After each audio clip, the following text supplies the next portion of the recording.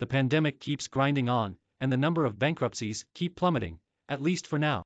Consumers who were over their head in debt and distressed businesses submitted 434,540 bankruptcy filings through September, according to a report on the federal court system from Supreme Court Chief Justice John Roberts. That's an almost 30% drop from the 612,561 bankruptcy cases filed at the same point in 2020. And even that number was also lower than the 776,674 bankruptcy cases filed in 2019, the report added. Even before the pandemic, bankruptcy cases in recent years are already well off the high numbers during the Great Recession. There were approximately 1.6 million cases in the first 9 months of 2010. Most bankruptcy cases are filed by consumers, the report noted. Cases can give a person a fresh financial start after they enter a court-supervised plan to pay back creditors via repayment plans or liquidated asset. Increased government benefits throughout the year, such as third-round $1,400 stimulus checks, supplemental jobless benefits and monthly child tax credit payments, were one reason for the drop, the report said. So were eviction moratoriums, including a now-lapsed federal halt on eviction. The year-end report also pointed to state lockdown orders that decreased personal expenditures. There are many forces that are pushing people to not file bankruptcy right now and definitely throughout 2021.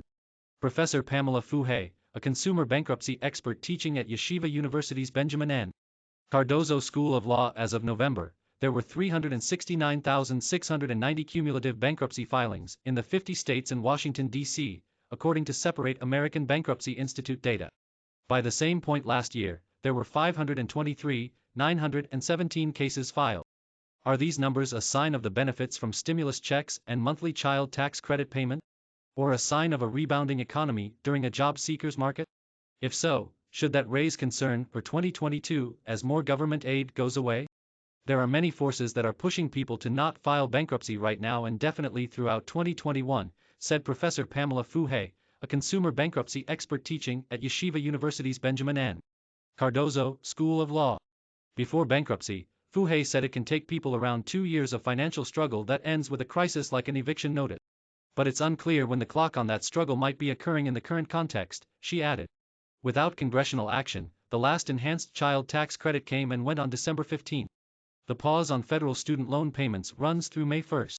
Meanwhile, inflation keeps running hot and hurting American spending power. Excluding mortgages, household debt balances for obligations like auto loans, credit cards and student loans rose by $61 billion to $4.25 trillion in the third quarter, according to the Federal Reserve Bank of New York. She just doesn't know to what extent that translates into bankruptcy cases.